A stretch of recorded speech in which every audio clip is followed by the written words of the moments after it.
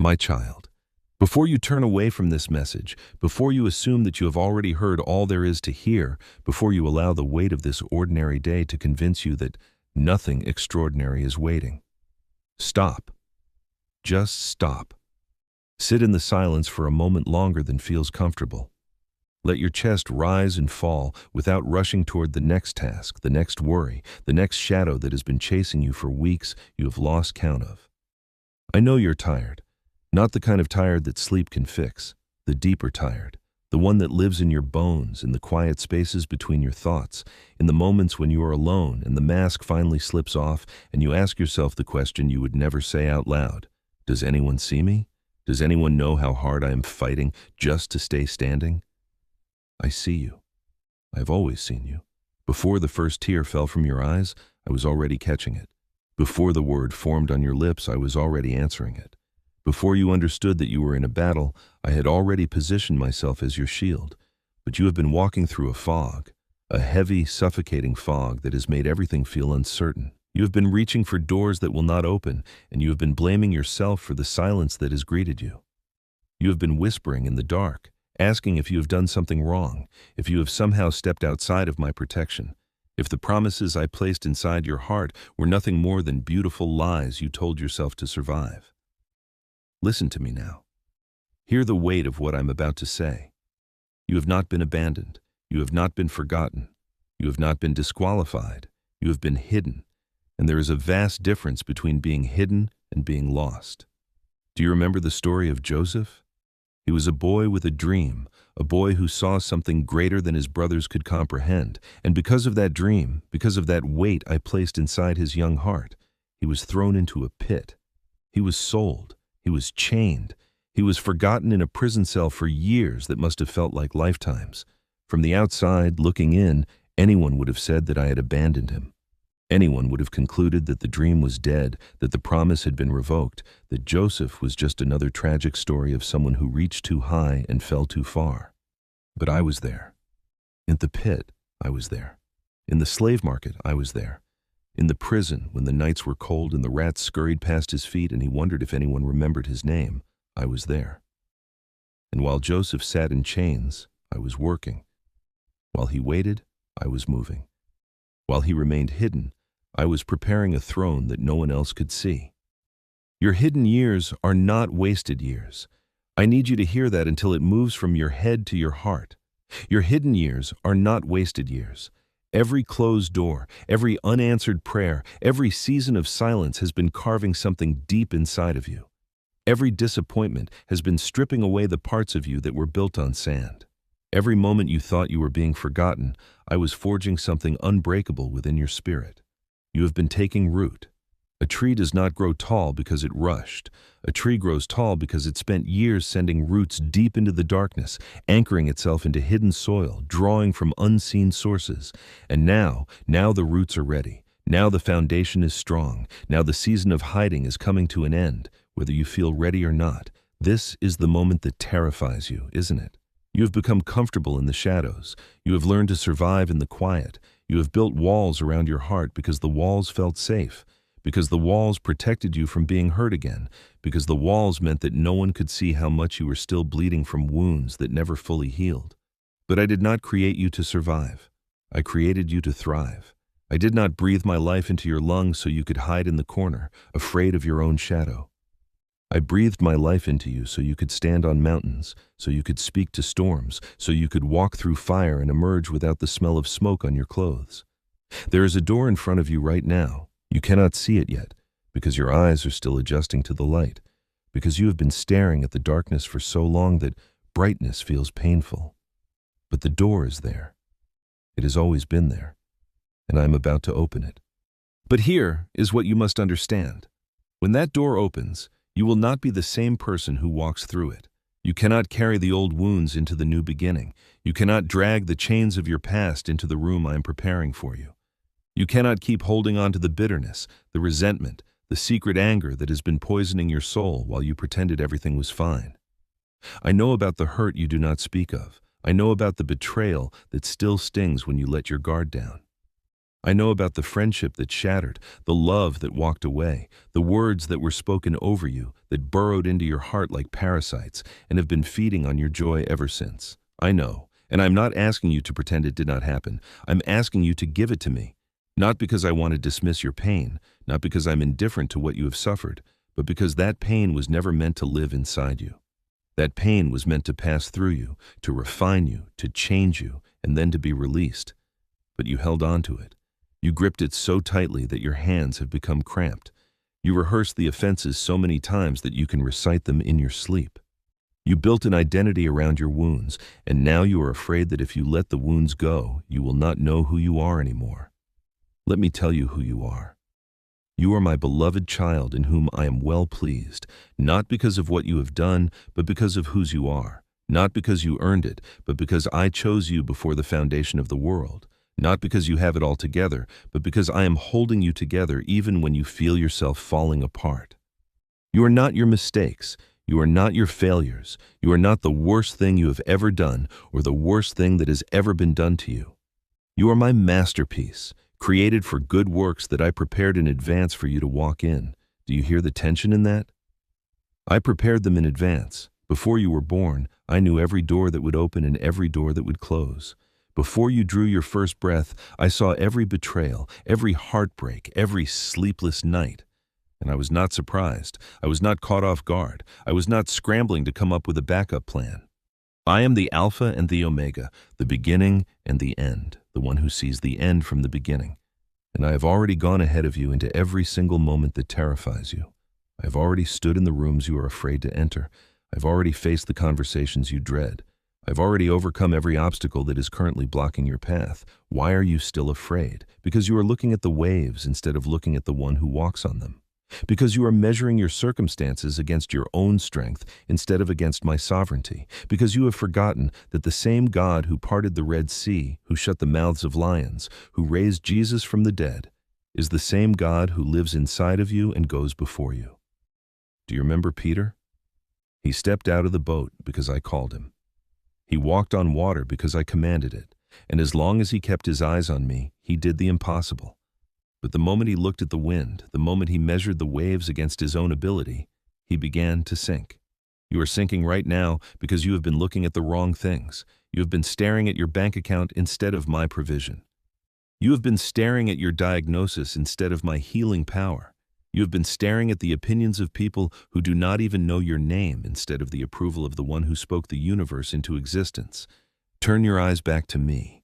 I know it feels like everything is shaking. I know it feels like the ground beneath your feet is unstable. I know you have been waking up in the middle of the night with your heart racing, feeling like something is about to go wrong, feeling like you are standing on the edge of a cliff and the wind is pushing you toward the drop. That feeling is not from me. I have not given you a spirit of fear. I have given you a spirit of power, love, and a sound mind. The fear that has been gripping you, the anxiety that has been stealing your sleep, the dread that follows you like a shadow, those are chains. And I came to break every single one of them. You have been living like an orphan when you are actually a son. You have been living like a servant when you are actually an heir. You have been begging for crumbs when a feast has been prepared for you. You have been sleeping on the floor when a room has been waiting for you. Open your eyes. Open your eyes and see what I am doing. I am shifting things that have been stuck for years. I am loosening chains that have held you captive since childhood. I am opening doors that no man can shut, and I am shutting doors that were never meant to be open in the first place. You have been praying for change, but you have been resisting the very process that brings change. You have been asking for breakthrough, but you have been clinging to the things that block breakthrough. You have been crying out for freedom while protecting the very wounds that keep you bound. Let go. I know that sounds too simple. I know your mind is screaming that it cannot be that easy. But I'm not asking you to let go in your own strength. I'm asking you to release your grip so I can do what only I can do. There's a story you need to hear, a story about a man who sat by a pool called Bethesda. For 38 years, he waited. 38 years of hoping. 38 years of watching others receive their miracle while he remained stuck. 38 years of telling himself that maybe tomorrow would be different, only to wake up and find that tomorrow was exactly the same. And then I showed up. I didn't ask him about his theology. I didn't test him on his scripture knowledge. I didn't demand that he clean up his life before I would help him. I looked at a man who had been broken for 38 years, and I asked him one question. Do you want to be made whole? That is the question I am asking you today. Do you want to be made whole? Not just healed in one area while remaining wounded in another, not just experiencing temporary relief while the deeper issues remain untouched. Do you want to be completely, radically, eternally made whole? Because wholeness will cost you something. Wholeness will require you to let go of the identity you have built around your pain. Wholeness will ask you to stop rehearsing the story of your wound and start rehearsing the story of your redemption. Wholeness will demand that you leave behind the familiar suffering that has become your comfort zone. The man at the pool had to get up. 38 years of being paralyzed, and I told him to rise. I didn't send angels to carry him. I didn't gently lift him to his feet. I spoke a command, and the command required his participation. He had to decide. He had to believe. He had to move. You have to move. I have already spoken the word over your life. I have already released the miracle. I have already opened the door. But you have to walk through it. You have to stand up. You have to take the first step even when your legs feel weak, even when your hands are shaking, even when every voice in your head is screaming that you are going to fall. You will not fall. I am holding you. I have always been holding you. The times you thought you were alone, I was carrying you. The nights you cried yourself to sleep, I was wiping your tears. The moments you felt like giving up, I was breathing my strength into your lungs. Do you remember the story of Elijah? After the greatest victory of his life, after calling down fire from heaven and watching the prophets of Baal be destroyed, he ran. He ran from a woman's threat. He ran into the wilderness. He sat under a broom tree and begged me to let him die. Even the great ones have dark nights. Even the mighty warriors have moments of weakness. Even those who have seen my power with their own eyes can be overwhelmed by fear and exhaustion. I did not punish Elijah for his fear. I did not scold him for running. I sent an angel with bread and water. I let him sleep. I let him rest. I met him not in the wind, not in the earthquake, not in the fire, but in a still, small voice. I'm speaking to you in a still, small voice right now, not in the chaos of your circumstances, not in the noise of your fears, not in the shouts of the enemy who wants you to believe that your story is over. I'm speaking in the quiet. I'm speaking in the space between your heartbeats. I'm speaking in the whisper that you almost missed. Child, your story is not over. It is not even close to being over. The enemy has been feeding you lies. He has been showing you false evidence that your situation is hopeless. He has been replaying your failures on a loop, trying to convince you that you are defined by your past. He has been sending people and circumstances to discourage you, to distract you, to derail you from the destiny I have prepared for you. But the enemy is a liar. He has no authority over you. He has no power that I have not already defeated. He is a defeated foe, and the only power he has is the power you give him through your fear and your unbelief. Stop giving him your attention. Stop giving him your peace. Stop giving him the hours of your life that were meant for worship, for joy, for purpose. I have not called you to be anxious about tomorrow. I have called you to trust me with tomorrow. I have not called you to figure everything out. I have called you to follow me. I have not called you to understand every twist and turn of the road. I have called you to keep walking, keep believing, keep hoping, even when the path is dark. And the path has been dark, hasn't it? You have been walking through a valley so deep that you forgot what the sun looked like. You have been surrounded by shadows that felt more real than the promises I planted in your heart. You have been asking me where I am, why I'm silent, why I seem so far away when you need me most. I have been closer than your own breath. The darkness is not dark to me. The night is as bright as the day, and while you could not see my hand never left you. While you could not hear my voice was speaking. While you felt completely alone, I was working every single detail for your good, not the good that the world defines, not comfort or ease or a life without problems, the good that I define. The good that shapes you into my image, the good that produces a testimony that will echo into eternity, the good that makes you dangerous to the kingdom of darkness. You've been asking for a breakthrough, but what if the breakthrough looks different than you expect? What if the breakthrough is not the removal of the obstacle, but the strength to overcome it?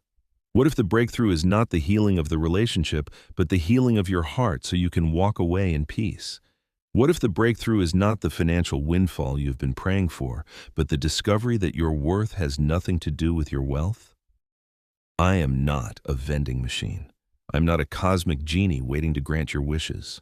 I am your father, and a good father gives his children what they need, not always what they want. A good father sometimes allows the storm because the storm builds something that calm seas never could. You have been asking for the storm to stop. I have been asking you to let me show you how to walk on water in the middle of it. There's a shift happening right now. Can you feel it? Something is changing in the atmosphere. Something is breaking that has held you bound for years. Something is loosening that you thought was permanently locked. This is not your imagination. This is not wishful thinking. This is my spirit moving. And if you will be still enough, quiet enough, open enough, you will feel it. I am doing a new thing. Do you not perceive it? I am making a way in the wilderness and streams in the wasteland, the places that have been dry for so long, the places where you thought nothing could ever grow again. I am sending rivers. I am sending life. I am sending resurrection power into the dead places of your soul. But you have to stop looking back. Lot's wife turned into a pillar of salt because she could not stop looking back at what she was leaving behind. She could not let go of the familiar, even when the familiar was destroying her. She could not stop mourning the life she was leaving, even though that life was full of corruption and decay. What are you looking back at? What are you holding on to that is keeping you from moving forward? What old season are you still living in, even though I have clearly closed that door? The past is a prison if you keep living in it. The mistakes you made, the opportunities you missed, the words you wish you could take back, the relationships that ended badly. I have forgiven all of it. I have redeemed all of it. I am working all of it together for your good. But you have to stop reopening wounds that I have already healed. There is grace for the past. There is grace for the present. There is grace for the future. But grace is not a license to camp out in regret. Grace is the power to move forward. I have not given you a spirit of condemnation. Condemnation says you are irredeemable, that you have gone too far, that you have made too many mistakes, that I could never use someone like you. Condemnation is a weapon of the enemy, and you have been wielding it against yourself. Conviction is different.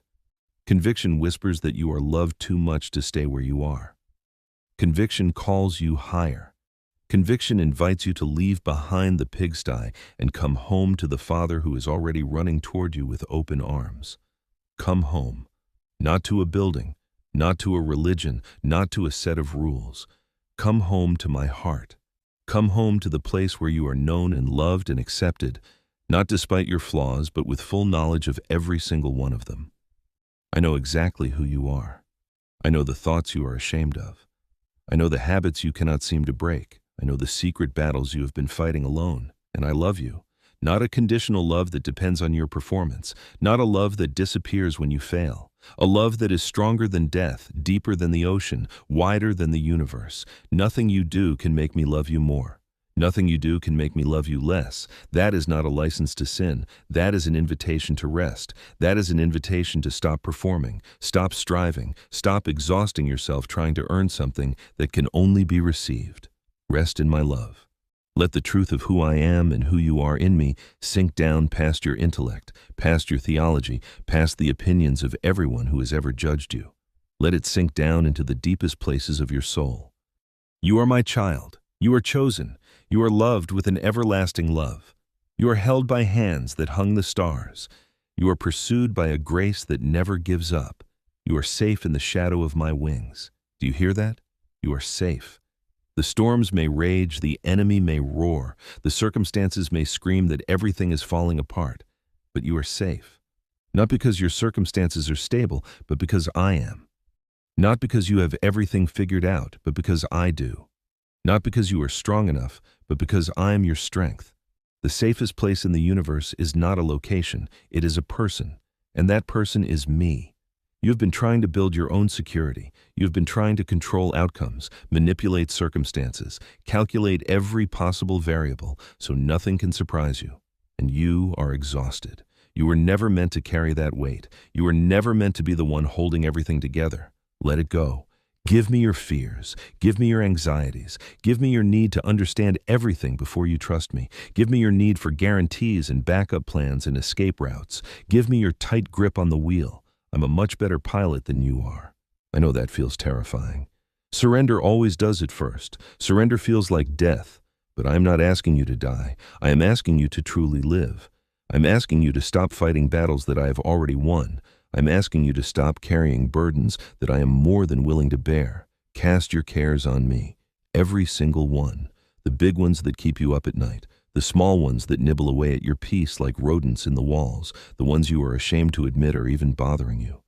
Cast them all on me because I care for you. I care for you more than you can possibly imagine. Do you know the number of hairs on your head? I do. Do you know every tear you have ever cried? I have collected every single one. Do you know every secret hope you have buried in your heart because you are afraid to dream out loud? I have heard every whisper. Nothing about you is invisible to me. Nothing about you is too small for my attention. Nothing about you is forgotten. You are not a face in the crowd. You are not a number in a database. You are not a project or a statistic. You are my child, my beloved, the one in whom my soul delights. I'm singing over you right now. Can you hear it? Above the noise of your circumstances, above the accusations of the enemy, above the voice of your own self-doubt, I am singing a song of deliverance, a song of hope, a song that says the best is yet to come. Do not give up now. You are closer than you think. Remember the story of David. He was anointed king while he was still a boy. Samuel poured the oil over his head in front of his brothers, and then David went back to the fields, back to the sheep, back to the obscurity. He did not sit on a throne the next day. He did not move into the palace. He went back to the same hills, the same sheep, the same mundane existence. Years passed, years of waiting while Saul sat on the throne, years of running, hiding, surviving, years of being hunted like an animal by a king who had lost his mind. From the outside, it looked like the anointing had failed. It looked like the promise was empty. It looked like David would die in a cave, forgotten, his dream buried with him. But I was working. I was preparing David's heart. I was surrounding him with mighty men who would one day help him build a kingdom. I was exposing the cracks in Saul's leadership. I was setting the stage for the greatest king Israel would ever know. And when the time was exactly right, when David had been forged in the fire long enough, when every ounce of Saul had been stripped away, I brought him to the throne. I am bringing you to your throne, not a throne of gold and jewels, a throne of purpose, a throne of influence, a throne of impact that will outlive you, a throne that was prepared for you before the foundation of the world. But you have to stop running from the fire. The fire is not your enemy. The fire is your friend. The fire burns away the dross. The fire reveals what is real and what is fake. The fire purifies, strengthens, and prepares. Do not despise the fire. Do not curse the fire. Do not waste your energy trying to escape the fire. Let the fire do its work. I am with you in the fire. I was with Shadrach, Meshach, and Abednego when the furnace was heated 7 times hotter than normal. I walked with them in the flames, and when they came out, they did not even smell like smoke. You will come out of this fire without the smell of smoke on your clothes. The enemy intended to destroy you, but I will use this fire to promote you. What was meant for evil, I will turn for good. What was meant to break you, I will use to make you unbreakable. Do you believe that? Do you really believe that I am who I say I am? Do you believe that I can do what I say I can do? Do you believe that my promises are yes and amen, that not one word of them has ever failed, that I am faithful even when you are faithless? Faith is not the absence of doubt. Faith is choosing to trust me even when doubt is screaming. Faith is not having all the answers. Faith is knowing the one who does. Faith is not a feeling. Faith is a decision. Decide right now. Decide that you will trust me. Decide that you will believe my word over your circumstances. Decide that you will choose hope over despair, even when hope feels foolish. Decide that you will praise me in the storm, not because the storm feels good, but because I'm good even in the storm. You were made for such a time as this. Do you remember Esther? An orphan girl who became a queen, a woman who was placed in a position of influence for one specific moment. A moment when her entire people were facing annihilation, a moment when she had to choose between safety and destiny. She chose destiny. She said, "If I perish, and her courage saved a nation. You have been placed in this moment for a reason, not by accident, not by chance, by divine design. There are people only you can reach. There are battles only you can fight. There are victories only you can win. Stop hiding. Stop playing small. Stop pretending that you do not matter. You matter more than you know. Your obedience will open doors for generations you will never meet. Your faithfulness will echo into eternity. Your yes to me right now will ripple outward in ways you cannot comprehend. This is not hyperbole. This is not motivational speech. This is eternal truth. The enemy knows who you are. That is why he has been attacking you so fiercely. He would not waste his arrows on someone who was not a threat. He would not expend his energy on someone who is not dangerous to his kingdom. You are dangerous. You are a threat. And that is why he has been trying to take you out. But greater is he who is in you than he who is in the world. The one who is in you has already won. The victory is already secured. The battle is already over. Stop fighting like you are trying to win. Start fighting from the victory I have already given you. There is a shift happening right now, a shift in the spiritual atmosphere, a shift in your circumstances, a shift in your heart. Can you feel it? Something is loosening, something is breaking, something that has held you captive for years is losing its grip. This is not your imagination. This is my spirit moving, and if you will cooperate with what I am doing, if you will stop resisting and start yielding, if you will let go of your control and trust my plan, you will see things change faster than you ever thought possible. I am accelerating things. I am collapsing timelines. I am doing in months what would have taken years. Not because you deserve it, but because my purposes demand it. Not because you have earned it, but because my love requires it. Get ready. Get ready for things you have not even prayed for. Get ready for doors you did not even know existed. Get ready for provision that shows up from unexpected places. Get ready for healing that comes suddenly, completely, miraculously. Get ready for your season of suddenlies. Suddenly, the chains break. Suddenly, the door opens. Suddenly, the answer arrives. Suddenly, the situation turns around. Suddenly, what was dead comes back to life. Do not limit me by your small expectations. Do not box me in by your past experiences. Do not assume that because I did things one way before, I will do them the same way again. I am the God of surprises. I am the God of the unexpected. I am the God who shows up in ways that make no sense to the natural mind, because I want all the glory. I want no one to be able to say that they figured me out, that they predicted my moves, that they had me all figured out. You cannot figure me out. You cannot predict me. You cannot reduce me to formulas and principles and steps. I am wild, I am free, I am untamable, and I'm inviting you to stop trying to manage me and start trusting me. Your life is about to change. I know you have heard that before.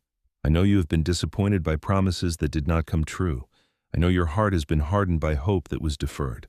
But this time is different. This time is not like the other times. The other times were preparation. The other times were building the foundation. The other times were necessary, but they were not the destination. Now you are arriving.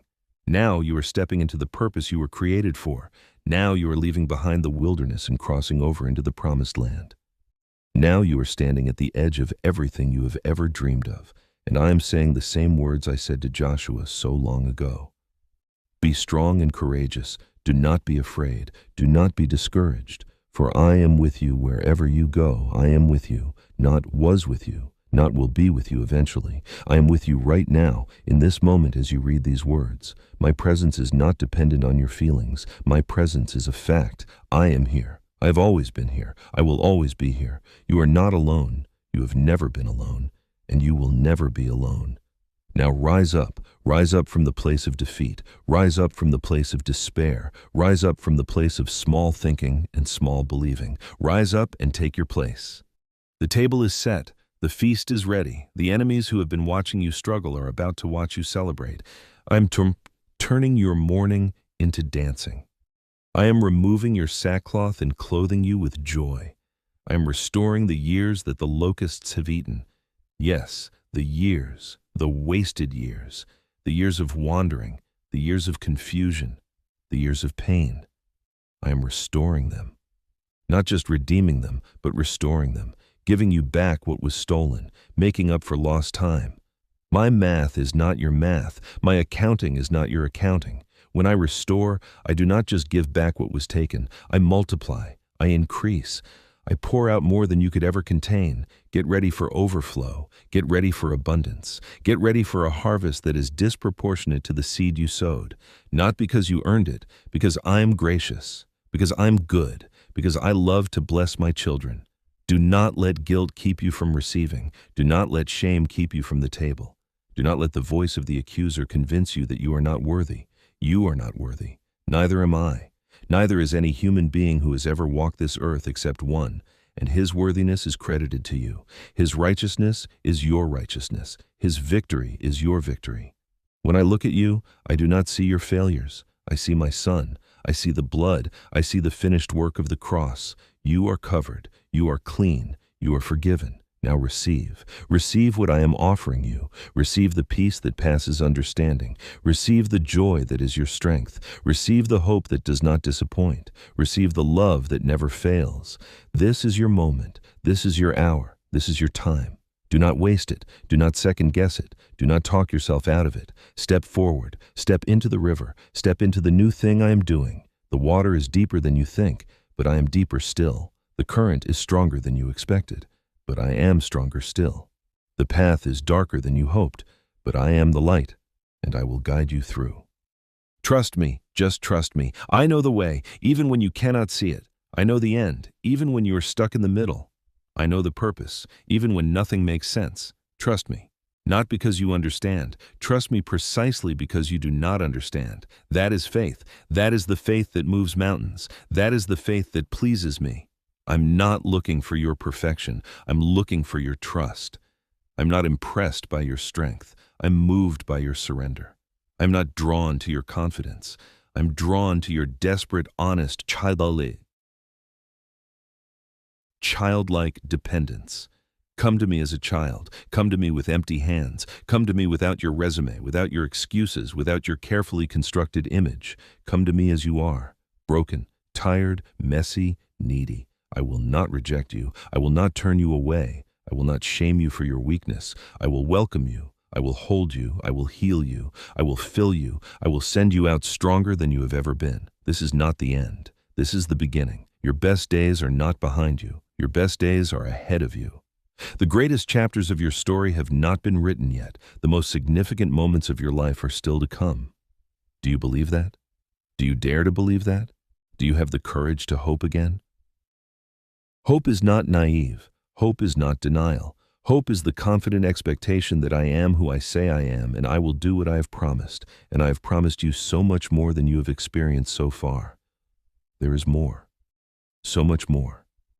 More peace, more joy, more purpose, more provision, more healing, more freedom, more of me. Open your hands, open your heart, open your life. Receive what I'm giving you right now. Not tomorrow, not next week, not when you get your act together. Right now, in this moment, with all your mess, with all your doubt, with all your fear, receive. I'm pouring out a blessing you do not have room to contain. I'm opening the windows of heaven.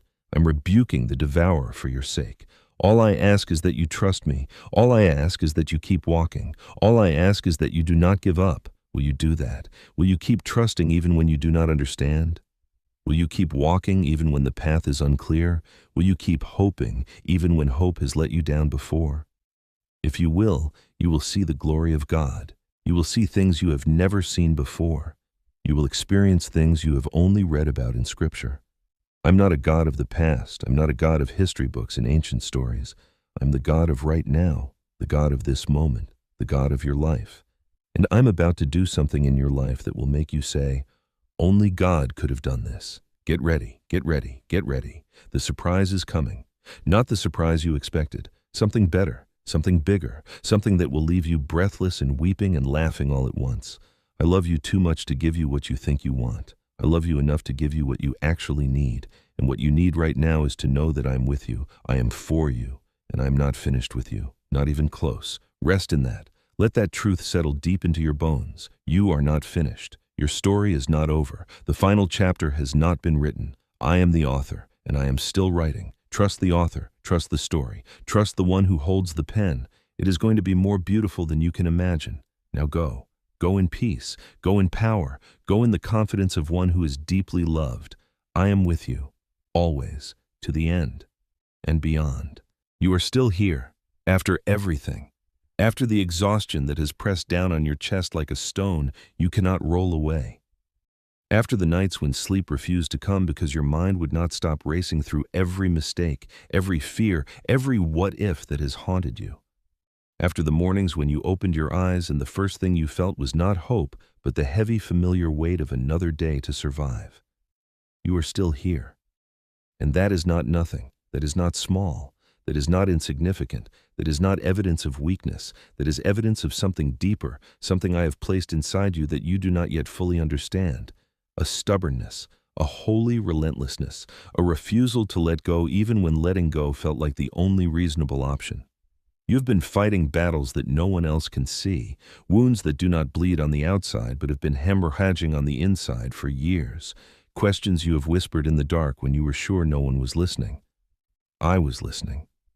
I have always been listening. Do you remember the story of Jacob? He wrestled with me through the night, not with an enemy, not with a stranger, with me, and he would not let go. He held on even when his hip was dislocated, even when his strength was gone, even when every rational part of him must have been screaming that this was pointless, that he should give up, that the fight was over. But he held on, and I did not leave him. I stayed. I let him wrestle. I let him pour out every fear, every deception, every desperate cry of his exhausted heart. And when the morning came, I gave him a new name. No longer Jacob the deceiver, but Israel, one who struggles with God and prevails. You have been wrestling through the night, through a season that has felt endless, through darkness that has seemed permanent, through a silence that has made you question everything you thought you knew about me. But you have not let go. You have not released your grip, even when your hands trembled, even when your arms ached, even when every voice around you told you to give up, to move on, to accept that this was just how things would always be. You held on. And the morning is coming. Not the morning you expected. Not the sunrise that erases every shadow and answers every question. But a morning. A new beginning. A shift so subtle at first that you might almost miss it, but so real that you will feel it in your bones. I am not the God of the distant past or the far-off future. I am the God of right now, of this breath, of this heartbeat, of this moment when you are reading these words and something in your spirit is stirring, something is waking up, something is remembering that you were not created to live in survival mode forever. You were created to thrive, but thriving requires trust. Not the kind of trust that comes easily when everything is going well. The kind of trust that emerges when everything is falling apart. The kind of trust that looks at the chaos and says, "My God is still on the throne." The kind of trust that stands at the edge of the Red Sea with enemies behind and water ahead and says, "I do not know how, but I know my God makes a way." That is where you are standing right now. At the edge of something impossible, looking at circumstances that cannot be solved by human effort, staring down problems that have no natural solution. And I am saying to you what I said to Moses when my people were trapped between Pharaoh and the sea. Stand still, and see the salvation of the Lord. The battle is not yours to fight. The battle is mine. You have been fighting battles I never asked you to fight. You have been carrying weights I never asked you to carry. You have been staying awake at night trying to solve problems that only I can solve. And you are exhausted. Not because you are weak, because you were never meant to do this alone, because you were never meant to be the one holding everything together. That has always been my job, and I have never failed. Not once, not in all of history, not in all of eternity. Do you remember the story of Peter walking on the water? He was doing the impossible. He was defying the laws of physics. He was walking toward me on a surface that had never supported human weight before. And it was working. As long as he kept his eyes on me, the impossible became possible. But the moment he looked at the wind, the moment he measured the waves against his own ability, he began to sink.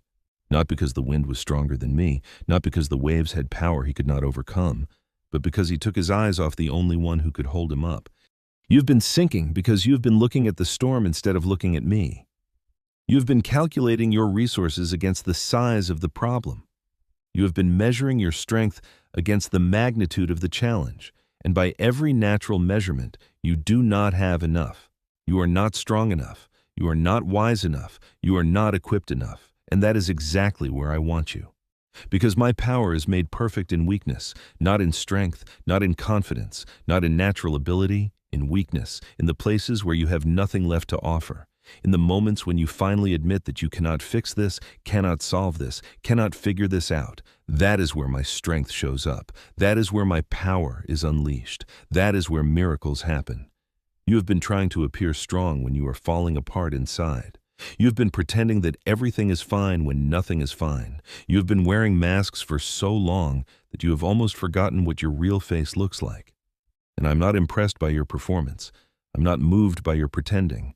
I'm not waiting for you to get it all together before I show up. I show up in the mess. I show up in the brokenness. I show up in the tears you cry when no one else is watching. I show up in the middle of the night when you cannot sleep and your heart is heavy and you do not have the words to pray. I show up not because you deserve it, but because I love you. Not because you earned it, but because I chose you. Not because you have it all figured out, but because you are mine. There is a story you need to hear. A story about a man named Gideon.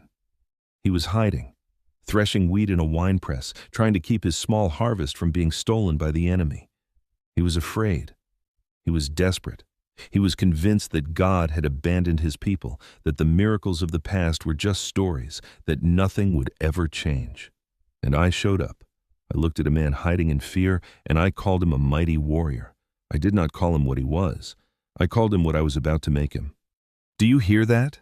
I do not call you by your past. I do not call you by your failures. I do not call you by the names the enemy has whispered in your ear for years. I call you by your destiny. I call you by the purpose I placed inside you before you were born. I call you by the name that only I know, the name that reflects who you truly are beneath all the layers of wounding and disappointment and fear. You are not a failure.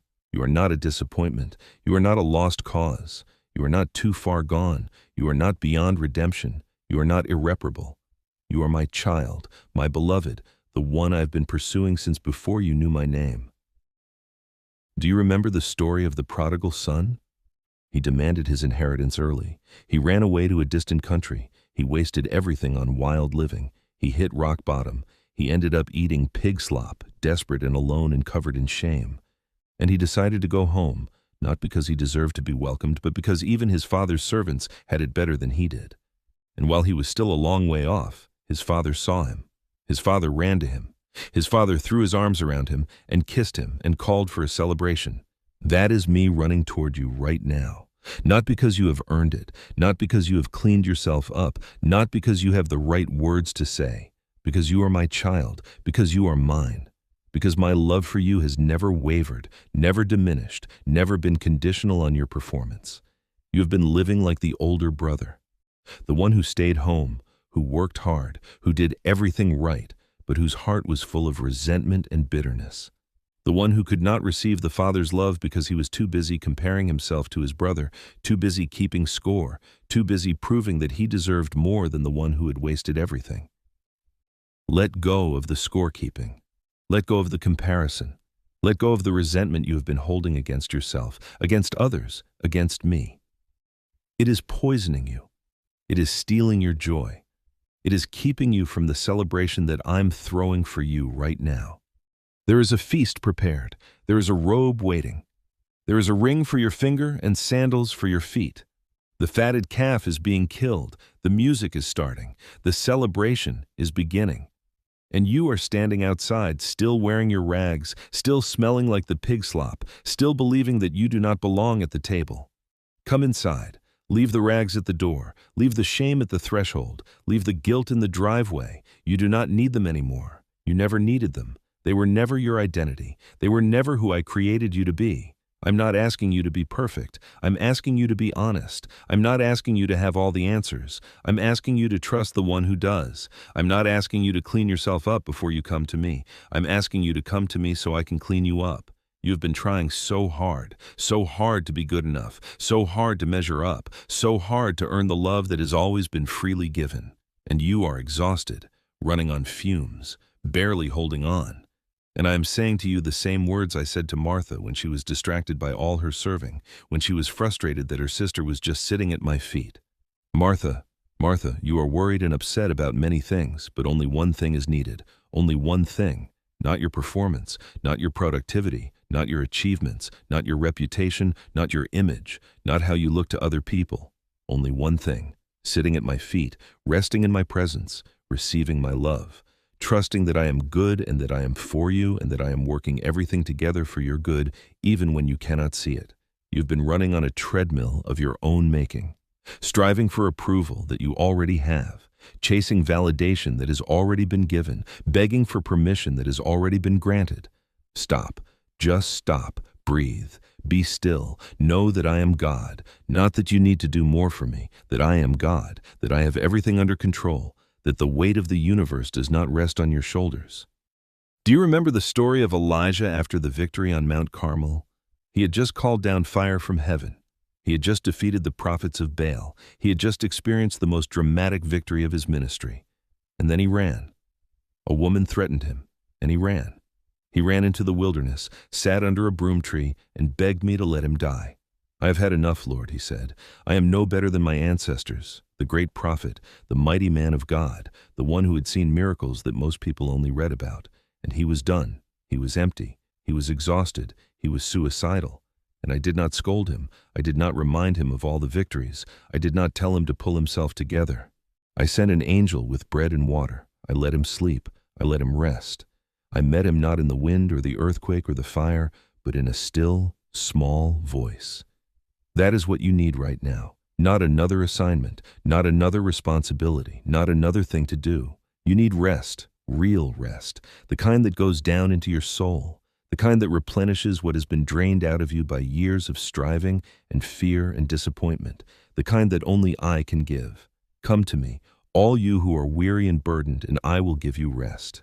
Not I might give you rest if you get your act together. I will give you rest, freely, completely, without conditions, without fine print, without hidden requirements. You have been carrying burdens that were never meant for you. Burdens of past mistakes that I have already forgiven. Burdens of future worries that may never happen. Burdens of other people's expectations. Burdens of shame that was never yours to carry. Lay them down, right here, right now. Lay them at my feet. I can handle them. I can handle anything. There's nothing too hard for me. No problem too complex. No situation too messy. No heart too broken. Do you remember the story of the woman at the well? She came in the heat of the day when no one else would be there because she was hiding. She had been married 5 times, and the man she was living with was not her husband. She was carrying shame so heavy that she could barely walk under its weight. And I met her at the well. I didn't condemn her. I didn't shame her. I didn't list all her sins and demand that she repent before I would talk to her. I asked her for a drink. I spoke to her with dignity. I offered her living water, water that would become a spring inside her, welling up to eternal life. That is what I'm offering you, living water. Not a temporary fix, not a bandage on a wound that needs surgery, not a painkiller for a cancer that needs to be removed. Living water, water that goes down into the deepest parts of you and brings healing, restoration, new life. You have been drinking from broken cisterns, cisterns that cannot hold water, cisterns that leave you more thirsty than before. You have been looking for love in places that cannot love you back, looking for validation from people who cannot validate you, looking for purpose in achievements that cannot satisfy, looking for identity in roles that will eventually end. I am the fountain of living water. I am the source of everything you truly need, not what you think you need, not what culture tells you to need, what you actually need. Connection, belonging, purpose, love that does not fail, peace that does not depend on circumstances, joy that is not based on happenings. I'm not holding out on you. I'm not keeping good things from you. I'm not waiting for you to finally get it right before I bless you. I'm pouring out blessing after blessing, grace after grace, opportunity after opportunity, but you have been too distracted to see them, too exhausted to receive them, too burdened to reach out and take what I am offering. Open your eyes, open your hands, open your heart. I'm doing something new, something you have not seen before. Something that will not look like anything you have experienced in the past. Do not miss it because you are looking for the old patterns. Do not miss it because you are expecting me to show up the same way I showed up last time. I'm not predictable. I'm not tame. I'm not contained by your expectations or your experiences or your theology. I am the wind. You cannot see where I come from or where I am going. You can only feel me move. You can only see the effects of my presence.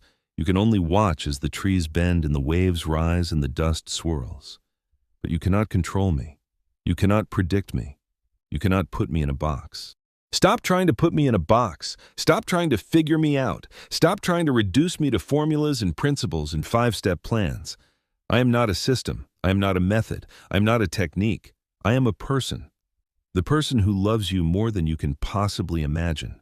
And I'm inviting you into a relationship, not a religion, into intimacy, not information, into trust, not theology.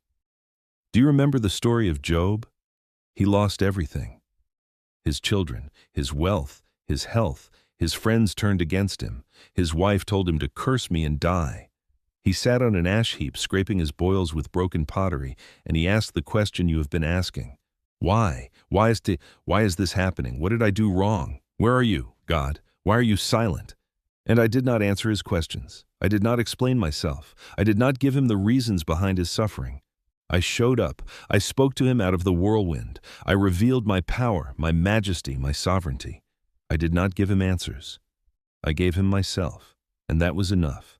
That is what I am offering you. Not answers to all your questions, not explanations for all your pain, not a roadmap through every difficulty. I am offering you myself, my presence, my love, my promise that I am with you, that I am for you, that I am working all things together for your good. You have been demanding answers. You have been demanding explanations. You have been demanding that I show you the whole plan before you take the next step. And I am not going to give you what you are demanding. Because what you need is not a plan. What you need is trust. What you need is relationship. What you need is to know me, not to understand everything about me. Do you remember the story of Thomas? He was not with the other disciples when I appeared after my resurrection. He said he would not believe unless he could put his fingers in the marks of the nails and his hand into my side. He needed proof. He needed evidence. He needed to see before he would believe. And I showed up. I gave him what he asked for. But I also said something important. Blessed are those who have not seen and yet have believed. That is you. You have not seen, you have not touched, you have not had physical proof. But you are still here, still believing, still hoping, still seeking. And I'm saying to you what I said to Thomas, stop doubting and believe.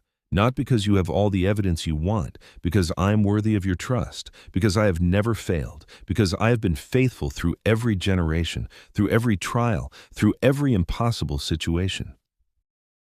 You are not the first person to feel this way. You are not the first person to doubt. You are not the first person to wonder if I am real, if I am good, if I am listening. Every hero of faith went through the same darkness. Every giant of the scriptures had moments when they questioned everything. David wrote psalm after psalm about feeling abandoned, forgotten, alone. Jeremiah cursed the day he was born. Paul begged me to remove a thorn from his flesh that I never removed. You are in good company. You are not broken because you struggle. You are not defective because you have doubts. You are human. And I made you human. I know your frame. I remember that you are dust. I'm not surprised by your weakness. I'm not offended by your questions.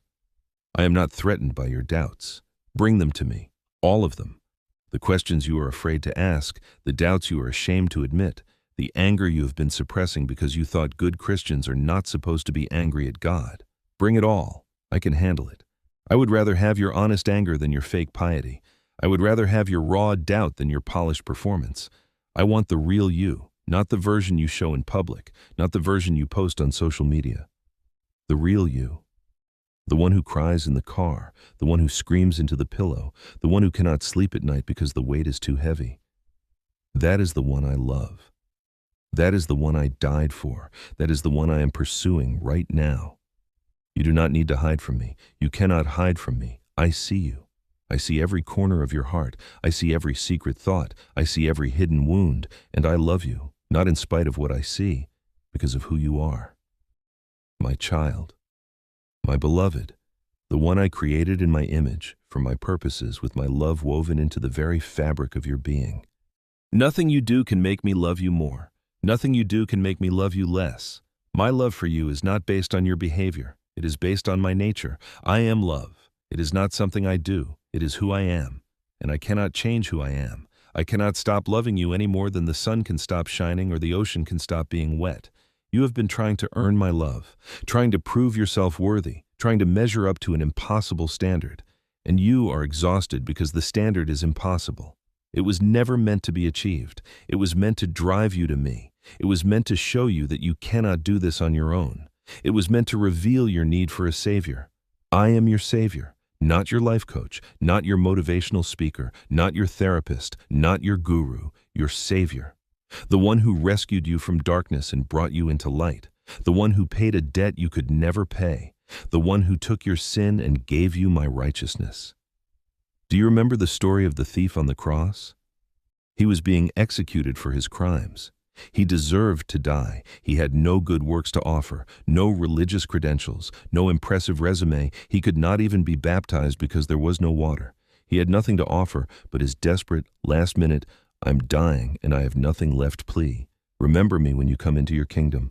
And I said, "Today you will be with me in paradise, not tomorrow, not after you have done some good works, not after you have proven yourself. Today, in your desperation, in your failure, in your death, I brought you into life. That is the gospel. That is the good news. Not that you need to try harder, not that you need to be better. That I have done for you what you could never do for yourself. That I have bridged the gap you could never cross. That I have opened a door that no one can shut. You have been living as if the door is still closed, as if you are still outside, knocking, hoping someone will let you in. But the door is open. It has always been open. I am standing at the door of your heart, knocking, not because I am locked out, but because I respect you enough to wait for you to open it from the inside. Open the door. Let me in, not into your church attendance, not into your Bible reading, not into your religious activities, into your heart, into your pain, into your fear, into your shame, into the places you have kept hidden for years because you were afraid of what would happen if anyone saw. I see, and I stay. I see the worst parts of you, and I do not leave. I see the things you are most ashamed of, and I do not turn away. I see the wounds you have been nursing for decades, and I do not get tired of healing them.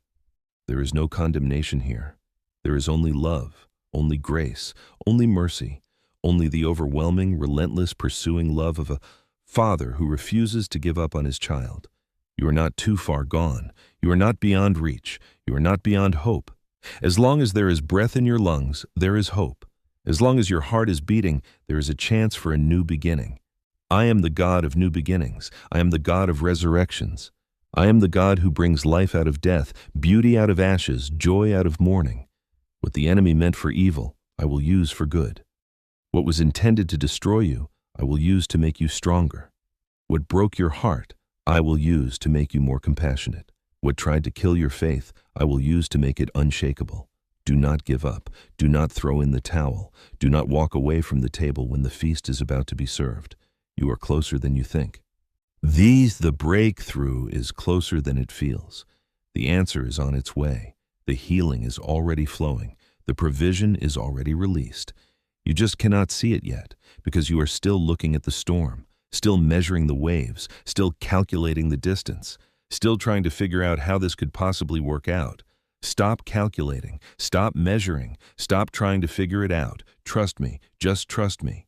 Not because you understand. Trust me because you do not understand. That is faith. That is the faith that pleases me. That is the faith that moves mountains. Do you remember the story of the father who brought his demon-possessed son to my disciples? They could not heal him. They tried and failed. And the father came to me. He said, "If you can do anything, take pity on us and help us." And I said, "If you can?" Everything is possible for one who believes. And the father cried out, "I do believe. Help me overcome my unbelief." That is your prayer. That is your honest, desperate, beautiful prayer. I do believe. Help me overcome my unbelief. I do trust. Help me overcome my doubt. I do hope. Help me overcome my despair. And I answer that prayer every time. Not because you have enough faith, because I am faithful. Not because you believe perfectly, because I am perfect in my love for you. Not because you have it all together, because I am holding you together. Rest in that. Rest in my faithfulness. Rest in my love. Rest in my presence. You do not have to strive anymore. You do not have to perform anymore. You do not have to pretend anymore. You can just be. Be my child, be loved, be held, be safe. I am your refuge, your strength, your ever-present help in trouble. Not your sometimes present help, not your help when you get it right, your ever-present help. Always here, always aware, always working, always loving. The battle is not yours, the battle is mine. The weight is not yours, the weight is mine. The worry is not yours, the worry is mine. The fear is not yours, the fear is mine. Give them to me, all of them, every burden, every care, every anxiety, every sleepless night, every racing thought. Give them to me and let me carry them. I'm strong enough, I'm big enough, I'm loving enough to handle everything you are carrying. You were never meant to carry these things. You were never designed to hold this weight. Your shoulders are not broad enough. Your back is not strong enough. Your heart is not large enough. Only I am enough. Only I can carry the weight of the world and still have room for every tear, every fear, every hidden ache. So let go. Release your grip. Open your hands. Open your heart. Open your life. Receive what I am giving you. Peace. Not the peace the world gives, my peace, the peace that passes understanding. The peace that remains even when the storm rages, the peace that is not dependent on circumstances but rooted in the unchanging reality of who I am and whose you are. You are mine. Nothing can change that. Nothing can undo that. Nothing can separate you from my love. Not death, not life, not angels, not demons, not the present, not the future, not any powers, not height, not depth, not anything else in all creation, nothing. You are secure, you are safe, you are loved, you are held, you are mine. Now rest in that. Let that truth wash over you. Let it soak into the places that have been parched and dry. Let it heal the wounds that have been bleeding for years. Let it quiet the voices that have been accusing you, condemning you, telling you that you will never be enough. You are enough, not because of what you have done, because of who I am, because of what I have done, because of the price I paid, because of the love I have poured out. You are enough, you are worthy, you are beloved, you are chosen, you are mine, and I am yours, forever, always, to the end of the age and beyond. Rest now, my child, rest in my love, rest in my peace, rest in my presence. I am with you, always, even to the end.